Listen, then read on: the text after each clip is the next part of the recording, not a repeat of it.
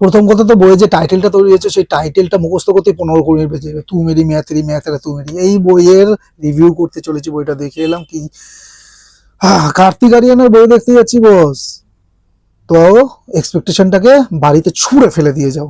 আমি অন্য সব মুভিতে বলি যে এক্সপেকটেশনটা বাড়িয়ে দেখো, লো করে দেখো, এক্সপেকটেশন এই বই দেখতে গেলে এক্সপেকটেশনটা বাড়িতে ফেলে রেখে যাও, ঠিক আছে? তারপর যেটা পাবে সেটাও বাকিটা রিভিউতে বলছি। তো হ্যালো, দিস ইজ জিশু, আর তোমরা হচ্ছে চলো রিভিউ করে চ্যানেলে তোমাদের সুস্বাগতম। যারা যারা এখনো পর্যন্ত চ্যানেলটাকে সাবস্ক্রাইব করেনি প্লিজ সাবস্ক্রাইব করে দাও, আর পাশে থাকা বেল আইকনটা প্রেস করে নোটিফিকেশন অন করে দাও, যাতে করে আমার কোনো রিভিউ তোমাদের মিস না যায়। তো চলো রিভিউটা শুরু করে যাক। এই মুভি তু মেরি मैं तेरा तू मेरी দেশ, কি টাইটেল! এটা মুভি নাকি ট্রাভেল ব্লগ? সিনেমাটা শুরু হয় কার্তিক আরিয়ান আর অনন্যা পান্ডের ক্রোয়েশিয়া ভ্রমণ দিয়ে। পুরো মুভি দেখে মনে হবে ধর্ম প্রোডাকশন, আসলে কোনো ট্রাভেল এজেন্সির বিজ্ঞাপন বানিয়েছে।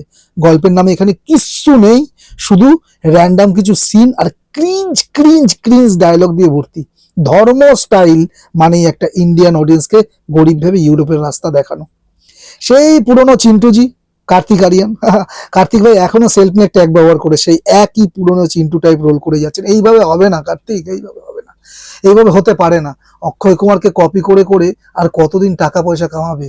এরপর তো আর তোমার দিন আস্তে আস্তে শেষ হয়ে আসছে, এটা তোমাকে এবার বুঝতে হবে। আর আর এটা লংজিভিটি করবে না। নিজস্ব কিছু আইডেন্টিটি তৈরি করো, নালে ভোগে যাবে, এটা বোঝা যাচ্ছে। ওনার মনে হচ্ছে বোধহয় টিকিট ওনার পিআর টিমই কিনছে এবং তারাই হিট ঘোষণা করে দিচ্ছে। কারণ আমরা তো যাচ্ছি গিয়ে, তো আমি হলে আজ 3-4টে লোক দেখতে পেয়েছি, ঠিক আছে? ক্রিসমাস উপলক্ষে বই রিলিজ করেছে আজকের শনিবার, তো বইয়ে কোনো অডিয়েন্সই দেখতে পাচ্ছি না। আমি কিরকম লাগছি একটা যে মানে ফাঁকা মাঠে বসে আছি বলে মনে হচ্ছে। আর অনন্যা পান্ডে, ওনার অভিনয়ের কথা না বলাই ভালো। একটা সিনে কার্তিক বলে সে বিবাহিত, শুনে অনন্যা লাফিয়ে গিয়ে কিস করে দেয়। আবার পরের দিন কার্তিক যখন বলে ওটা মজা ছিল, তখন অনন্যা হার্ট হয়ে যায়। লজিক কি ক্রোয়েশিয়ার এয়ারপোর্টে ফেলে এসেছিল? জানি না। মিউজিক আর ডান্স নিয়ে একটু কথা বলি। রিমেকের অত্যাচার, ও হো হো, আইকনিক গান সাত সমুদ্র পার্কে এমন ভাবে পিন্ডি চটকানো হয়েছে রিমেকের নামে, মনে হচ্ছে কোনো নার্সারি স্কুলে অ্যানুয়াল ফাংশনে নাচ হচ্ছে। লাকি আলির একটা গান ছাড়া বাকি সব গান জোর করে ঢোকানো হয়েছে, এবং শুনগুলো বই মানে গানগুলো যখন চলে তখন ইরিটেটিং ফিল হয়। আর ওই টিকটক স্টাইল কোরিওগ্রাফি দেখলে চোখ দিয়ে জল চলে আসবে। টেকনিক্যাল মেসেজও এই বইয়ের মধ্যে গুজে গুজে ঢোকানো হয়েছে লাস্টের দিকে। সমাজসেবার চেষ্টা, সিনেমার শেষ দিকে ডিরেক্টর হঠাৎ করে সমাজসেবী হয়ে গেলেন। হঠাৎ করে মেসেজ দিলেন ছেলেরাও কেন বিয়ের পরে মেয়ের বাড়ি গিয়ে থাকবে না। মেসেজটা ভালো, কিন্তু মুভির সাথে এটার কোনো কানেকশন নেই। মনে হচ্ছে অডিয়েন্সের মধ্যে ঝগড়া লাগানোর জন্য একটা শাশুড়ি ননদ মার্কা প্লট সাজানো হয়েছে।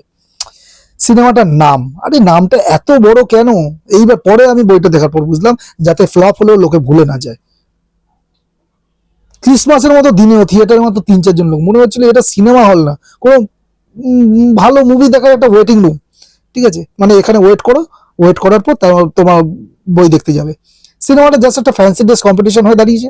দামি জামা কাপড় আর বিদেশের লোকেশন ছাড়া এটার কিচ্ছু নেই। আমি রেটিং দেবো 5 আন্ডা।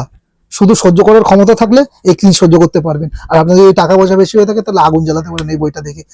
আর একটা কথা বলি কারণ জোহরের পুরো টিমকে, আরে বাবা, টিকটকার, সোশ্যাল মিডিয়া স্টার, তাদেরকে কেন বইয়ের মধ্যে ঢোকানো হয়? তারা কি অরিজিনালি অ্যাক্টিং পারে না তো, তাহলে জোর করে করে ঢোকানো করে। আর কি মনে করে যে তাদেরকে দেখার জন্য ভরে ভরে আজকের দিনে সালমান খান বাজে বই করলে তা সেই বইয়ের দর্শক দেখতে যাচ্ছে না। আর সেখানে এরকম কিছু কিছু টিকটকাররা, তারপর সোশ্যাল মিডিয়া স্টাররা ওখানে আপনি বসিয়ে দেবেন আর তাদের মুখ দেখার জন্য যাবে লোকে। এই চিন্তা ভাবনাগুলো থেকে একটু বেরিয়ে আসলে মনে হয় কাজে মন দেওয়া যেতে পারে, ভালো কন্টেন্টের উপর মন দেওয়া যেতে পারে। শুধু গিমিক দিয়ে হয়। তো এই ছিল আমার তু মেরি मैं तेरा तू मेरी মুভিটাকে নিয়ে ওভারঅল রিভিউ। তো কারা এখনো দেখে ফেলেছো তারা কমেন্টের মাধ্যমে জানাও তোমাদের দুঃখের অভিজ্ঞতা। আর কারা এখনো দেখোনি প্লিজ, আমি রেকমেন্ড করছি না, তোমাদের ইচ্ছে, দেখো না দেখো। তো এই ছিল আমার রিভিউ। আর এই ভিডিওটা যদি ভালো লাগে তাহলে শেয়ার করে দিও, আর একটা লাইক করে দিও। আর যারা এখন সাবস্ক্রাইব করে দাও, আর করলে বেল আইকনটা প্রেস করে দিও, নোটিফিকেশনটা অন হয়ে যাবে। তো দেখা হচ্ছে এটা নেক্সট ভিডিওতে, নেক্সট মুভি রিলেটেড বা সিরিজ রিলেটেড কোনো রিভিউ নিয়ে। ততক্ষণ তোমরা ভালো থাকো, সুস্থ থাকো, দেখতে থাকো। চলো রিভিউ করি, টাটা।